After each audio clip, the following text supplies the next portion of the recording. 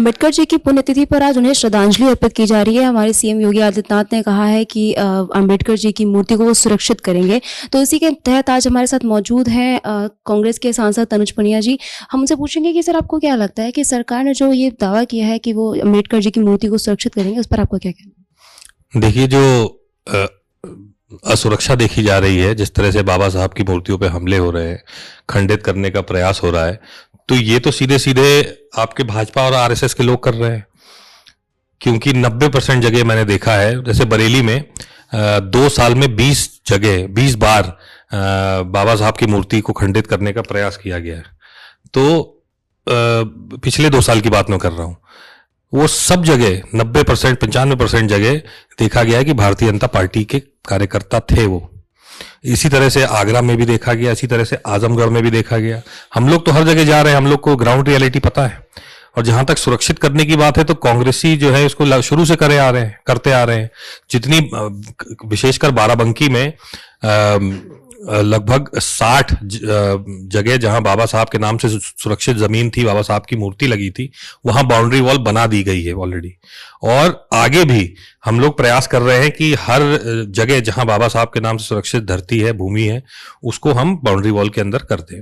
तो ये तो हम शुरू से करते आ रहे हैं और आगे भी करते रहेंगे। लेकिन जो आज प्रोसेस में दिक्कत आ रही है, विशेषकर इस सरकार में, जब 2017 में ये सरकार आई, उससे पहले बड़ा आसान होता था। 5-6 महीने में परमिशन मिल जाती थी और बाउंड्री वॉल बनके तैयार हो जाती थी। लेकिन अब सालों साल लग जाते हैं। अगर आपको व्यक्तिगत भूमि में भी बाबा साहब की मूर्ति लगानी है तो आपको परमिशन लेनी पड़ेगी प्रशासन से, और उसकी प्रक्रिया इतनी लंबी, इतनी कठिन हो गई है। 3-3, 4-4 जगह से जांच होती है कि सालों साल बीत जाते हैं। और पिछले 1 या 2 साल में, जहां तक मुझे पता है, मुश्किल से एक जगह सैकड़ों एप्लीकेशन गई बाबा साहब की मूर्ति लगाने के लिए, और 1 या 2 जगह ही परमिशन दी गई है। तो पहले अपनी प्रक्रिया को सुधारें। बाबा साहब के केवल नाम पे भाषण दे देने से या फिर झूठे आश्वासन दे देने से काम नहीं चलेगा। आपको ग्राउंड पे जाके इसको सुधारना पड़ेगा, अपने प्रोसेस को सुधारना पड़ेगा, अपने प्रशासन को संभालना पड़ेगा। नेहरू जी को लेकर जो लगातार बयानबाजी हो रही है, इस पर क्या कहेंगे? अब ये तो उनकी आदत है।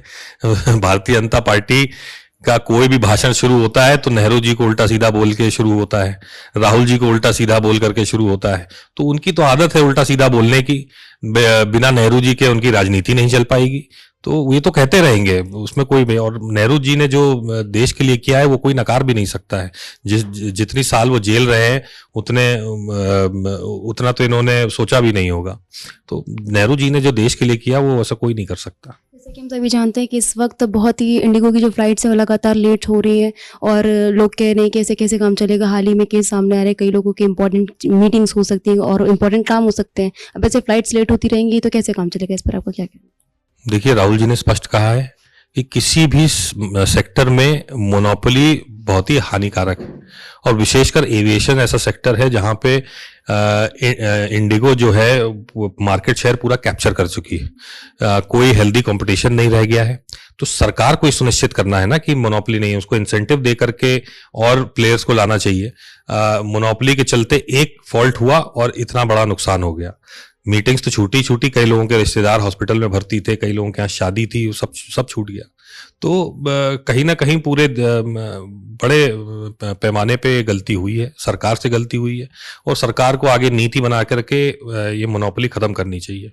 एक और मुद्दा जो इस समय बहुत गंभीर है कि कप सिरप को लेकर बहुत ज़्यादा राजनीति हो रही है, बहुत बड़ी बयानबाजियां आ रही हैं, उस पर आपको क्या? देखिए, कप सिरप का मामला कहाँ से शुरू हुआ? माननीय प्रधानमंत्री जी की जो संसदीय क्षेत्र है वहीं के लोग हैं। कहीं ना कहीं उनको सरकार का संरक्षण मिला है। अब धीरे धीरे मामला मीडिया में आ रहा है, लोगों को पता चल गई ये बात, तो अब गिरफ्तारियां शुरू हुई, नहीं तो सालों से चला आ रहा है। तो सरकार का कहीं ना कहीं संरक्षण है इन अपराधियों को। इतना बड़ा कांड हो गया और पूरे देश भर के लोग इसमें हैं। तो पैसा कौन दे रहा है, किसको दे रहा है, कौन सी सरकार को दे रहा है? हमें तो दे नहीं रहा, हम तो विपक्ष में बैठे हैं, हमें तो कोई कुछ नहीं दे रहा। जो दे रहा है वो सरकार को दे रहा है। संरक्षण जो दे रही है वो सरकार उनको दे रही है। तो खुद ही अपना देखें, और कार्रवाई होनी चाहिए इस पे। तो बहुत गंभीर और बहुत नेशनल लेवल का मामला है। Thank you sir. तो जैसे कि आपने सुना कि जो मुद्दे थे उन्हें बहुत ही सही तरीके से सर ने हमारे साथ में उन्हें क्लैरिफाई किया है। तो ये थी हमारी आज की खास पेशकश। इसी और तमाम खबरों को पाने के लिए देखते रहिए लाइव न्यूज़ एक्स। मैं हूँ अंजलि मिश्रा, कैमरा पर्सन योगेश के साथ, लखनऊ।